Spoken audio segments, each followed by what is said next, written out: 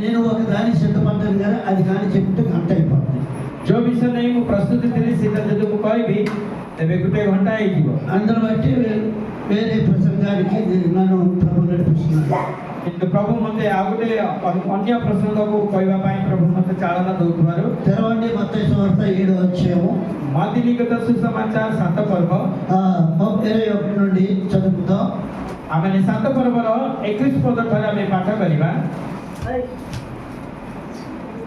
7వ అధ్యాయము 21 నుండి చదువుతాం. ప్రభువా అని నన్ను పిలిచి ప్రతి వాడును పరలోక రాజ్యంలో ప్రవేశింపుడు గాని పరలోకమందున్న నా తండ్రి చిత్త ప్రకారం చేయవాడే ప్రవేశించు.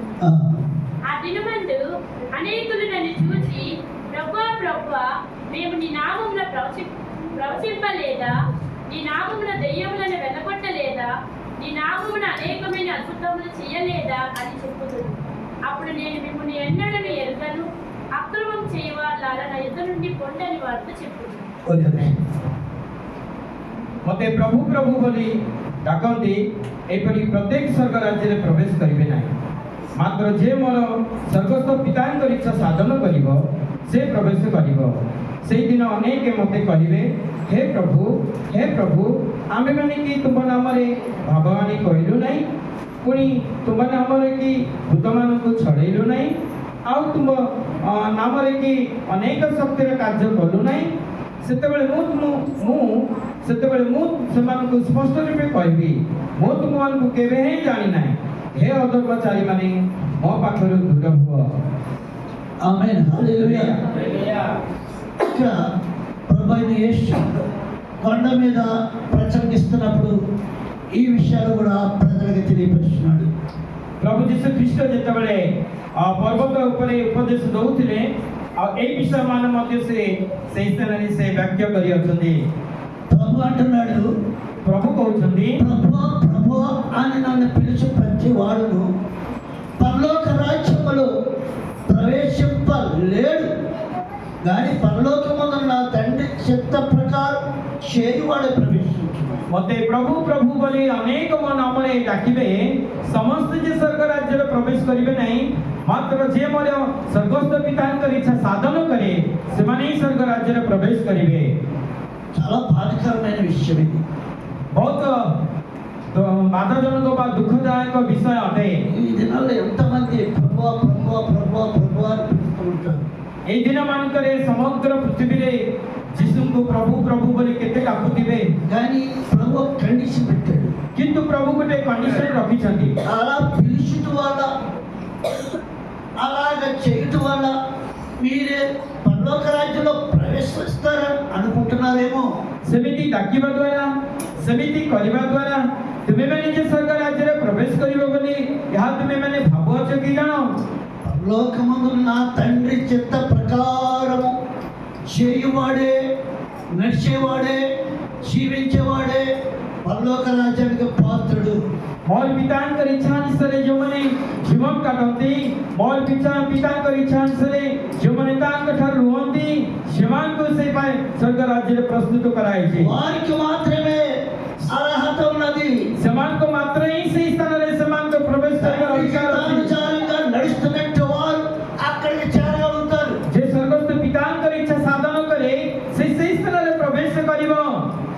ప్రభువాన్ని పిలిచినంత మాత్రం పరలోక రాజ్యములోనికి వెళ్ళిపోతామని అంత మాత్రం కూడా అనుకోవద్దు। ଆମେ ପ୍ରଭୁ ପ୍ରଭୁ ବୋଲି ଡାକୁଛୁ, ଏଇ ପ୍ରକାର କହି ଆମେ ଯେ ସ୍ୱର୍ଗ ରାଜ୍ୟରେ ପ୍ରବେଶ କରିବୁ ଏହା କେବେ ଭାବନ୍ତୁ ନାହିଁ। ఇక్కడ రాయబడి ఉన్నది, ଏଇ ସ୍ଥାନରେ ଲେଖା ଅଛି 22వ వచనంలో రాయబడిన మాట ఏంటంటే దినమందు ఏ దినమండి? ఆ దినమందు అనేకులు నన్ను చూసి ఎంతమంది? అనేక మంది। ସେଇ ଦିନରେ ମୋତେ ଅନେକ ଦେଖିବେ, కొద్ది మంది కాదు, ଅଳ୍ପ ନୁହେଁ, అనేక మంది।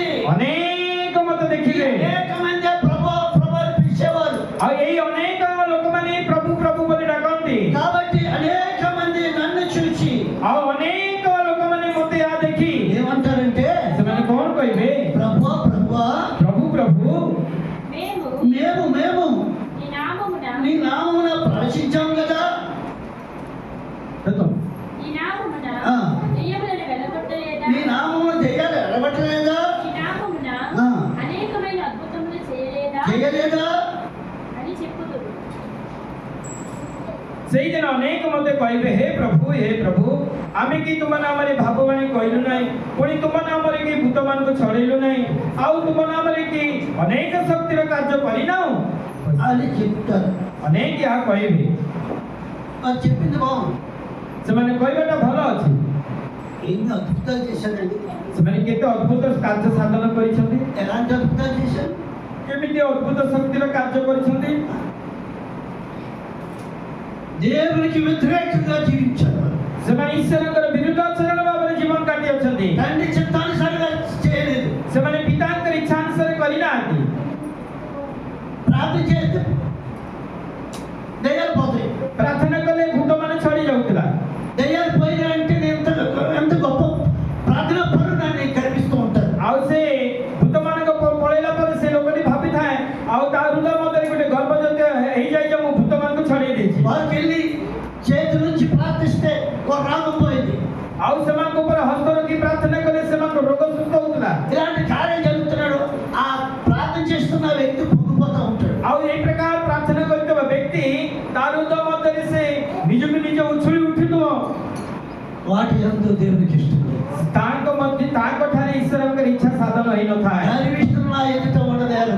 ତେଣୁ ସଦାପ୍ରଭୁ କହୁଛନ୍ତି ଗର୍ବିଷ୍ଠ ଅହଙ୍କାରୀ ମୋ ଠାରେ ରହିବେ ନାହିଁ, అహంకారం నా ఎదుట నిలబడలేరు. ଅହଙ୍କାରୀ ମୋ ସମ୍ମୁଖରେ ଛିଡ଼ା ହେଇପାରିବେ ନାହିଁ। ఎవరైతే చాకచక్యం గలవారో, ଯେଉଁମାନେ ନିଜକୁ ନମ୍ରଚିତ କରି ଶାନ୍ତିଦାୟକ ఎవరైతే దేవుని మనసు గలవారో, ଯେଉଁମାନେ ଦିନମାନ ମନ ମଧ୍ୟରେ ଥାନ୍ତି, ఎవరైతే తగ్గింపు గలవారో ଯେଉଁମାନେ ନିଜକୁ ନମ୍ର କରି নত କରନ୍ତି, వారే నాకు మహిమపరిచేవారు. ସେମାନେ ହିଁ ମୋର ପ୍ରଶଂସା ମହିମା ଗୌରବ ପ୍ରଶଂସା వారే నా କରନ୍ତି। ప్రతి ఆజ్ఞలు పాటించేవారు. ସେମାନେ ହିଁ ମୋର ଆଜ୍ଞାର ପ୍ରତ୍ୟେକ ପାଳନ କରିବା ଲୋକମାନେ, ఆ ఆజ్ఞానుసారంగా నడుస్తున్నట్టు వారు, ଆଉ ସେମାନେ ମୋର ଆଜ୍ଞା ଅନୁସାରେ ସେମାନେ ଜୀବନ କାଟନ୍ତି। వారు మాత్రమే నా దగ్గరకు రావడానికి అర్హత ఉంది. ସେମାନଙ୍କର ପ୍ରତ୍ୟେକ ବାକ୍ୟର କଥା ଗୁଡ଼ିକ ମୋ ନିକଟକୁ ଆସିବାର ଅଧିକାର ଅଛି। కాబట్టి మీరు ఎవరో నాకు తెలియదు అంటున్నాడు. ତେଣୁ ପ୍ରଭୁ କହୁଛନ୍ତି ତୁମେ କିଏ ଆମେ ଜାଣିନାହୁଁ। నేను ఎన్ని అద్భుతాలు చేయొచ్చు. ତୁମେ ଜୀବନରେ ପ୍ରଭୁଙ୍କ ପାଇଁ ଅଦ୍ଭୁତ କାର୍ଯ୍ୟ କରିଥାଅ। చైతన్య పిల్లలు కూడా చేస్తున్నారు.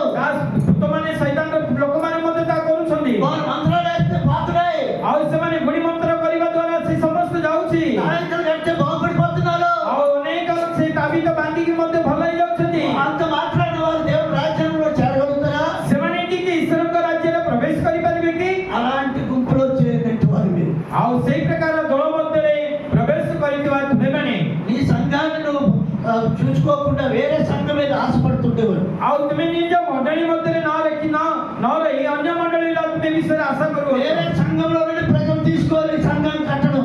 ଆଉ ଅନ୍ୟ ମଣ୍ଡଳୀର ଲୋକମାନଙ୍କୁ ନେଇ ତୁମେ ମଣ୍ଡଳୀ ବାନ୍ଧୁଅଛ। అది దేవునికి ఇష్టమా? କାହିଁକି ଈଶ୍ୱରଙ୍କର ଇଚ୍ଛା କି దేవుడు దాన్ని ఎంత సంతోషిస్తాడా? ପ୍ରଭୁ କଣ ସେଇ ପାଷ୍ଟର ଉପରେ ଆନନ୍ଦ ప్రకాଶ କରିବେ କି? ఎండలో కష్టపడు, ଆଉ ତୁମେ କଷ୍ଟର୍ଜିତ ଆଉ ଖରାରେ କଷ୍ଟ କର, వర్షంలో తడిచి పోతు చేయి.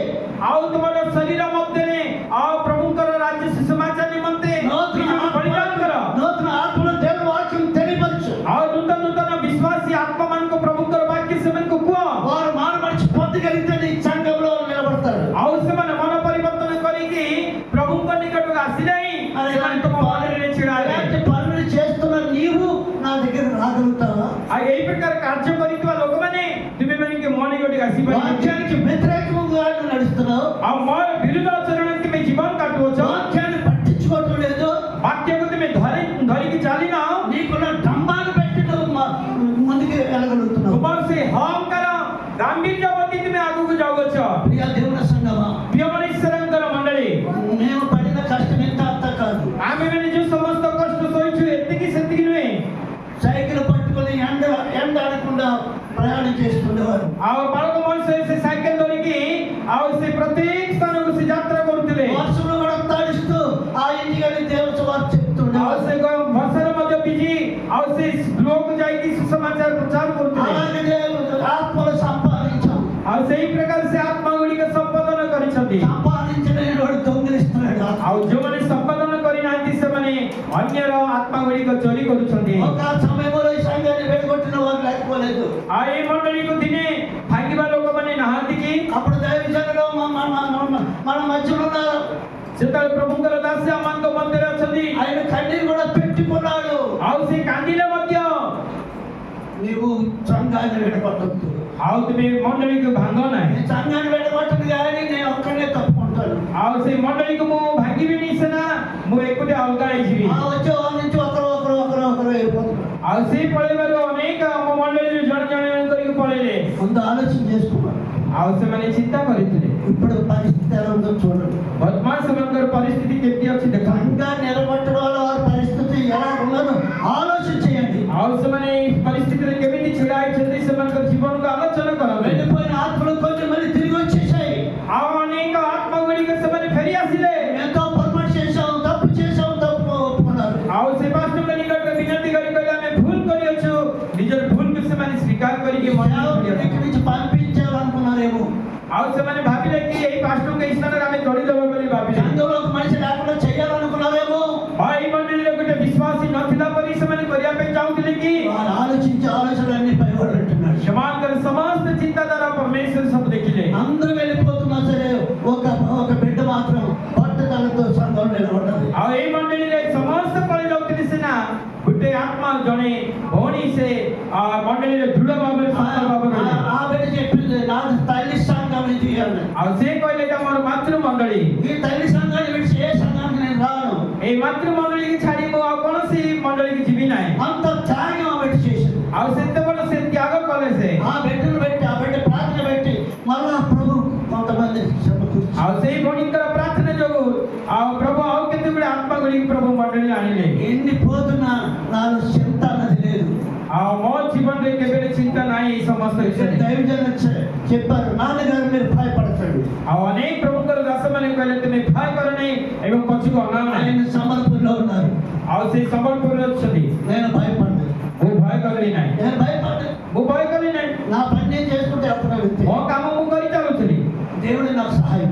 ପ୍ରଭୁ ମୋତେ ସାହାଯ୍ୟକାରୀ। ఆయనే సహాయం చేశాడు. ସେ ମୋତେ ସାହାଯ୍ୟ କଲେ। ఆయనే సంఘాన్ని కట్టాడు. ସେଇ ମଣ୍ଡଳୀ ତିଆରି କଲେ। ఆరంభము నుండి ఇంతవరకు కూడా మా గృహంలోనే దేవుని సంఘం ఏర్పడుతుంది. ଆଉ ଆରମ୍ଭ ଠାରୁ ଏ ପର୍ଯ୍ୟନ୍ତ ପାଷ୍ଟରଙ୍କ ଗୃହରେ ମଣ୍ଡଳୀ ଆରମ୍ଭ ହେଲା।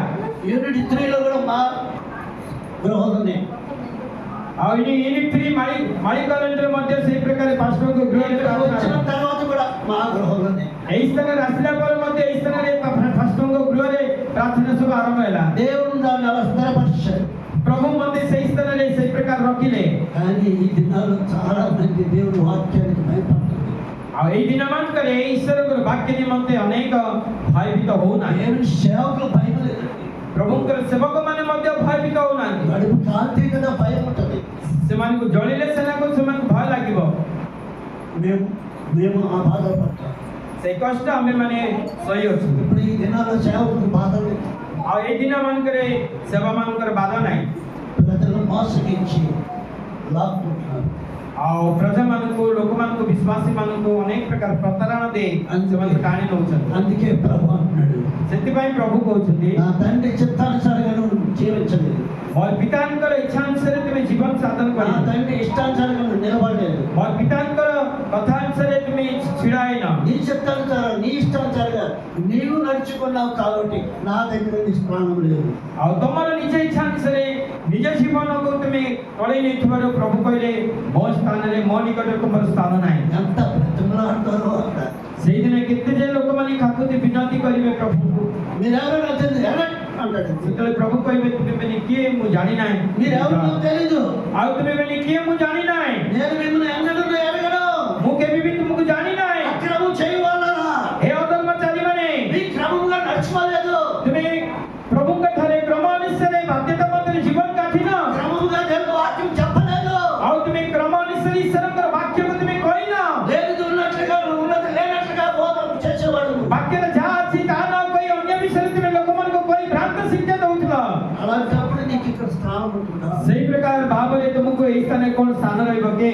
ఎంత మాత్రం కూడా ప్రవేశించలేవు. ଆଉ ତୁମେ କୌଣସି ଭାବରେ ତୁମେ ସ୍ୱର୍ଗ ରାଜ୍ୟରେ ପ୍ରବେଶ କରିବ కాబట్టి ନାହିଁ। నా యొద్ద నుండి పోండి.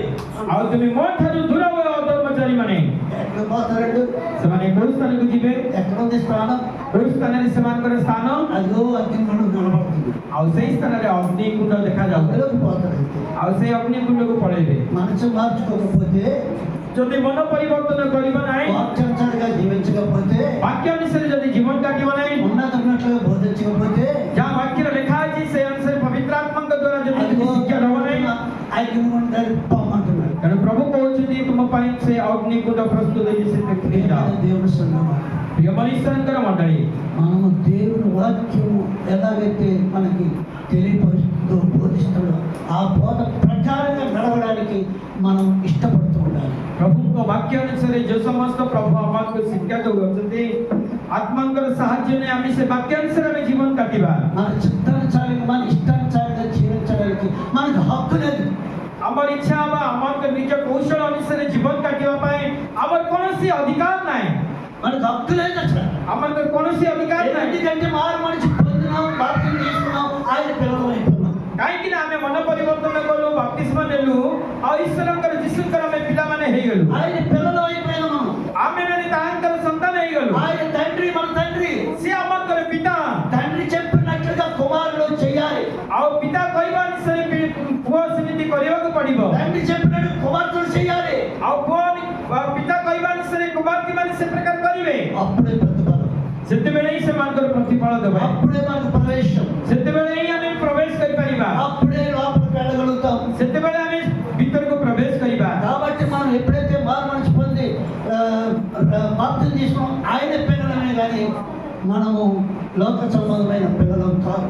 ଯେତେବେଳେ ଜଣେ ମନୁଷ୍ୟ ଅନୁତାପ କରି ମନ ପରିବର୍ତ୍ତନ କରି ଯୀଶୁଙ୍କ ଆପଣ ପ୍ରଭୁ ବୋଲି ବାପ୍ତିସ୍ମ ନେଇ ଗ୍ରହଣ କରେ, ସେତେବେଳେ ଆମେ ଈଶ୍ୱରଙ୍କର ସନ୍ତାନ ବୋଲି ମୁଦ୍ରାଙ୍କିତ ହେଇଯାଇଥାଉ। ఆయన చెప్పిన ప్రకారం చేయగలిగితే ଆଉ ତାହାଙ୍କର କଥା ଅନୁସାରେ ଯଦି ଆମେ କରିବା, ఒక వాక్యం చదివి మనిషి ଆଉ ଗୋଟେ ବାକ୍ୟ ପାଠ କରି ଶେଷ କରିବା।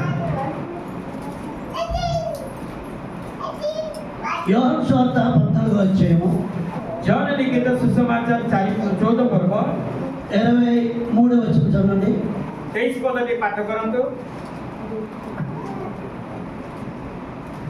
యేసు, ఒకడు నన్ను ప్రేమించిన ఎడల వాడు నా మాట కైకొను, అప్పుడు నా తండ్రి వారిని ప్రేమించు, మేము వారి యొద్దకు వచ్చి వారి యొద్ద నివాసం చేద్దాం। ଯୀଶୁ ତାହାଙ୍କୁ ଉତ୍ତର ଦେଲେ, ଯଦି କେହି ମୋତେ ପ୍ରେମ କରେ ତାହେଲେ ସେ ମୋର ବାକ୍ୟ ପାଳନ କରିବ, ପୁଣି ମୋର ପିତା ତାହାକୁ ପ୍ରେମ କରିବେ, ଆଉ ଆମେମାନେ ତା ନିକଟକୁ ଆସି ତା ସହିତ ବାସ କରିବା। ఆమేన్. హల్లెలూయా, ହାଲେଲୁୟା, హల్లెలూయా, ହାଲେଲୁୟା, హల్లెలూయా. ହାଲେଲୁୟା। ఒక్కడు ଯଦି କେହି నన్ను ప్రేమించిన ఎడల ମୋତେ ପ୍ରେమ କରେ వాడు నా మాట వింటాడు. ସିଏ ମୋର ବାକ୍ୟ ପାଳନ କରିବ। ప్రియ దేవుని సంగమా, ପ୍ରିୟମଣି ଈଶ୍ୱରଙ୍କର ମଣ୍ଡଳୀ, యేసయ్య మాటలో ఎంతమంది వినగలుగుతున్నాం? ଈଶ୍ୱରଙ୍କର ବାକ୍ୟ ଆମେ କେତେ ଜଣ ଆମେ ଶୁଣୁଛୁ, వినినా చేయగలుగుతున్నాం? ଆଉ ସେ ବାକ୍ୟ ଅନୁସାରେ ଆମେ ତା କରୁଛୁ କି? చేస్తున్నామా? କରୁଛୁ କି? వినడం వింటాం, ଆମେ ଶୁଣିବା ଦ୍ୱାରା ଶୁଣୁଛୁ, చేయడం కష్టం. କିନ୍ତୁ ତା କାର୍ଯ୍ୟାନ୍ୱିତ କରିବା ପାଇଁ କଷ୍ଟ।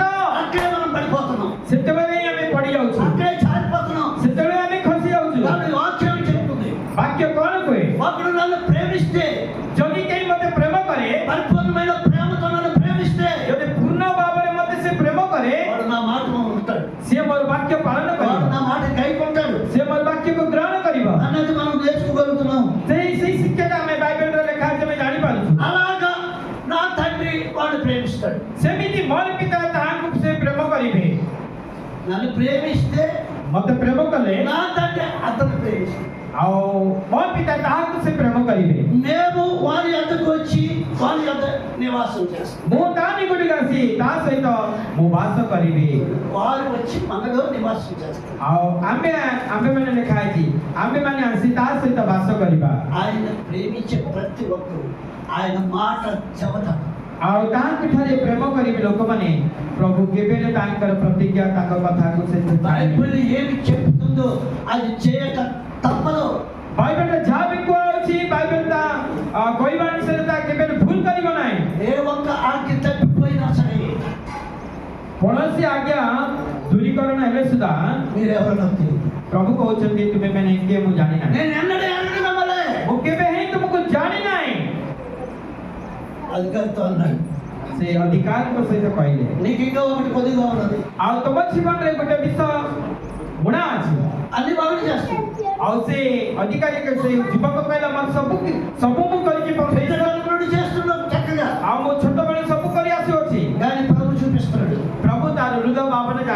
ପାଇଲେ నీకు ఇంకా ఒకటి కొదువుగా ఉన్నది, ତମ ଉପରେ ଗୋଟେ ବିଷୟ ଋଣ ଅଛି, అది నువ్వు తెలుసుకో. ତାହା ତୁମେ ଜାଣ। ఆ కొదువు గురించి అతను తెలియపరిస్తే ଆଉ ସେଇ ବିଷୟରେ ଯେତେବେଳେ ଯୀଶୁ ଜଣେଇଦେଲେ ସେ ଯୁବକଙ୍କୁ, చిన్న ముఖం చేసుకున్నాడు. ବାଇବେଲରେ ଲେଖା ଅଛି ସେ ଅଧମୁଖ ହୋଇ ପ୍ରଭୁ ଯୀଶୁଙ୍କ ଠାରୁ ସେ ଦୂରକୁ ପଳେଇଲା। ఆయన ఎదురు నుండి వెళ్ళిపోయినాడు. ଆଉ ଯୀଶୁଙ୍କ ଠାରୁ ସେ ପଳେଇଗଲେ। ఏం పోగొట్టుకున్నాడు ఆయన? ଆଉ ସେ କଣ ପାଇଲେ ଯୀଶୁଙ୍କ ନିକଟରେ? ఏమి చెయ్యాలి, ఆయన దగ్గరికి వచ్చి ఏమి అడిగాడు ఆయన? ଆଉ ଏଇ ଯୁବକ ଯୀଶୁଙ୍କ ନିକଟରେ ଆସି ସେ କଣ ପଚାରୁଛି ଯୀଶୁଙ୍କ ନିକଟରେ? నిత్య జీవములకు వారసు రావడానికి నేనేమి చెయ్యాలని అడిగాడు. ହେ ଗୁରୁ, ମୋ ଅନନ୍ତ ଜୀବନର ଅଧିକାର ହେବା ପାଇଁ ମୁଁ କଣ କରିବି ବୋଲି ତାହା ସେ ହରେଇ ବସିଲେ। ఆ కొదువుని సరిచేసుకుంటే ଯଦି ପ୍ରଭୁ ଯୀଶୁ କହିଲେ ତୁମର ଗୋଟେ ବିଷୟ ଊଣା ଅଛି, ତାହାକୁ ଯଦି ସେ ବ୍ୟକ୍ତି ଆଉ ତାହାକୁ ସେ ସଜାଡ଼ି ନେଇକି ପ୍ରଭୁଙ୍କ ଠାରେ ସମର୍ପଣ କରିଥାନ୍ତା, దాన్ని సరిచేసుకున్నాడు. ଆଉ ସେ ବ୍ୟକ୍ତି ସେ ବିଷୟରେ ସେ ଏକମତ ହେଲାନି। అందరు బట్టి ఆయన అడిగింది పొందుకోలేదు. ତେଣୁ ଯୀଶୁ ଆଉ ନିକଟରେ ସେ ଯାହା ମାଗିଲେ ସେ ପ୍ରାପ୍ତ ହେଲା ନାହିଁ। అన్ని ఆజ్ఞలు పాటిస్తున్నాడు. ଏ ଠୁ ଜେଡ୍ ସବୁ ବିଷୟରେ ସେ ପାଳନ କରିଛି, ఒక్క ఆజ్ఞలో ଗୋଟେ ଆଜ୍ଞାରେ ସେ ଫେଲ୍ ହେଇଗଲେ। పరీక్షలో పిల్లలు అన్ని సబ్జెక్టులు రాస్తారు, ଏଇ ପିଲାମାନେ ଶୁଣ, అన్ని సబ్జెక్టులు బాగా రాస్తారు, ପରୀକ୍ଷାରେ ପିଲାମାନେ ସବୁ ସବଜେକ୍ଟ ଗୁଡ଼ିକ ଭଲରେ ଲେଖିବେ, మంచి మార్కులు వస్తాయి. ସେମାନଙ୍କର ଭଲ ମାର୍କ ଆସିବ। అందులో ఒక సబ్జెక్ట్ లో 2 మార్కులు పోతే ఫెయిల్ చేసేస్తారు. ଆଉ ସେଇ ଗୋଟେ ସବଜେକ୍ଟରେ କିଛି ମାର୍କ ଭୁଲ କଲେ ସେମାନେ ଫେଲ୍ କରିଦେବେ। మంచిగా రాసిన కూడా ఫెయిల్ అయిపోయింది. ଆଉ ତୁମେ ଭଲରେ ମଧ୍ୟ ଲେଖିଲେ ମଧ୍ୟ ଫେଲ୍ ହେଇଯାଉଛ। ଦେଖ, ఈ మంచి రాసినట్లకి మార్కులు ఇచ్చారు, ఈ 2 మార్కులు తగ్గిపోయినది వారి మీద కడిగడం లేదు. ଆଉ ସେମାନେ ଯେତିକି ସବଜେକ୍ଟ ଲେଖିଛନ୍ତି ସବୁ ସବଜେକ୍ଟକୁ ସେମାନେ ଭଲ ମାର୍କ ଦେଲେ, କିନ୍ତୁ ଗୋଟେ ସବଜେକ୍ଟରେ 2ଟା ବିଷୟ ଭୁଲ ହେଇଥିବାରୁ ସେ ପିଲାଟି ବା ସେ ଷ୍ଟୁଡେଣ୍ଟ ଫେଲ୍ କରିଦେଉଛନ୍ତି। ఈ టీచర్స్ కి కడిగడం లేదు. ତେବେ ଏଇ ଶିକ୍ଷାରେ ଯଦି ଶିକ୍ଷକ ମାନଙ୍କର ଯଦି ପିଲାମାନଙ୍କ ପ୍ରତି ଦୟାଳୁ ମନୋଭାବ ନାହିଁ, ଯଦି 9 ఆజ్ఞలు పాటించిన వారి మీద కడిగడం లేదు. ଆଉ ଏଇ ଜଣେ ଧନୀ ବ୍ୟକ୍ତି 9ଟି ଆଜ୍ଞା ଧର୍ମଶାସ୍ତ୍ର ସେ ପାଳନ କରିଥିଲା, ପ୍ରଭୁ ତାପରେ ఆజ్ఞ పాటించకపోవడం వల్ల నిత్య జీవాన్ని పోగొట్టుకున్నాడు. ଆଉ ସେ 10ଟି ଆଜ୍ଞାରେ ଠିକ ଗୋଟେ ଆଜ୍ଞା ପାଠନ ନ କରିବା ଦ୍ୱାରା ସେ ଅନନ୍ତ ଜୀବନର ଅଧିକାର ହେଇପାରିଲା ନାହିଁ। ప్రియ దేవుని సంగమా, ପ୍ରିୟ ଈଶ୍ୱରଙ୍କର ମଣ୍ଡଳୀ, మనం ఆయన పాటిస్తున్నాం లేదు మనం తెలుసుకోవాలి. ଆମେମାନେ ତ ଆମ ଜୀବନରେ ସେଇ ପ୍ରକାର ଜୀବନ ଆମେ ସାଧନ କରୁଛୁ କି ନାହିଁ, ପାଳନ କରୁଛୁ କି ନାହିଁ, ଆମେ ନିଜେ ନିଜ ପ୍ରଶ୍ନ ପଚାରିବା। ఆయన ఇచ్చినవన్నీ పాటిస్తే మనం దండులు. ଆଉ ପ୍ରଭୁ ଯାହା ବି ଆମମାନଙ୍କୁ କହିଛନ୍ତି ସେ ସମସ୍ତ ବିଷୟକୁ ଯଦି ଆମେ ପାଳନ କରୁଛୁ, ତେବେ ଆମେମାନେ ଧନ୍ୟ। మనం వెళ్ళినప్పుడు ఇంకా ఎటువంటి ఆటంకం ఉండదు. ଆମେମାନେ ପ୍ରଭୁଙ୍କର ନିକଟକୁ ଯିବା ସମୟରେ ଆମମାନଙ୍କର କୌଣସି ବାଧା ବିଘ୍ନ ଆମମାନଙ୍କ ପାଖରେ ରହିବ ନାହିଁ। మనల్ని చూసి చోటిచ్చేస్తారు దేవదత్తులు అక్కడ. ଆଉ ଯେତେବେଳେ ଆମେ ସ୍ୱର୍ଗରେ ପ୍ରବେଶ କରିବୁ, ସ୍ୱର୍ଗର ଦୂତମାନେ ଆମମାନଙ୍କୁ ଦେଖି ସେମାନେ ପ୍ରଭୁଙ୍କର ସେ ପଥକୁ ସେମାନେ ଆମମାନଙ୍କୁ ଛାଡ଼ିଦେବେ। భూలోకంలో ఉన్నప్పుడు తండ్రి చిత్తానుసారంగా నువ్వు చేయగలిగావు కాబట్టి నీకు దారిస్తున్నావు. ମୋର ପିତାଙ୍କର ଇଚ୍ଛା ତୁମେ ଏଇ ଭୂମିରେ ଥିବାରୁ ତୁମେ ସାଧନ କରିଥିବାରୁ ଆମେମାନେ ତୁମକୁ ପଥ ଦେଖେଇବୁ। ఎంతకాలం మనం ఆయన ఆజ్ఞలు పాటించుకుంటూ ఉన్నాం. କେତେ କାଳ ପର୍ଯ୍ୟନ୍ତ ଆମେ ତାହାଙ୍କର ଆଜ୍ଞା ପାଳନ ନ କରି ଜୀବନ କଥା పదే సార్లు ଜୀବନ ରହିବା। మాట్లాడుతున్నాడంటే ପ୍ରଭୁ ଆମମାନଙ୍କୁ ବାରମ୍ବାର କଥା କହୁଛନ୍ତି, ମାନେ ఆజ్ఞలు పాటించాలి. ତାହାଙ୍କର ଆଜ୍ଞାକୁ ଆମେ ପାଳନ କରିବା। ఈ లోకం శాశ్వతమైనది కాదు. ଏଇ ଜଗତ ଆମମାନଙ୍କ ନିମନ୍ତେ ଚିରଦିନ ପାଇଁ ନୁହେଁ। ప్రసంగి పుస్తకంలో ఇలా చెప్పాలని అనుకున్నాను. ଆଉ ଉପଦେଶକ ପୁସ୍ତକ ମଧ୍ୟରେ ଆଜି ମାଷ୍ଟର ବାବୁ ବାକ୍ୟ କହିବା ପାଇଁ ଇଚ୍ଛା କରିଥିଲେ, అది గంటన్నర ప్రసంగం. ତାହା ଗୋଟେ 1.5 ଘଣ୍ଟା ସମୟ। అందరి బట్టి ప్రభు ఇచ్చిన దాన్ని మీతో పంచుకున్నాను. ତେଣୁ ପ୍ରଭୁ ମୋତେ ଯୋଉଟା ଚାଳନା ଦେଲେ ଆପଣମାନଙ୍କ ସହିତ ମୁଁ ତାହା ଆପଣଙ୍କ ନିକଟ ଉପସ୍ଥାପନ କଲି।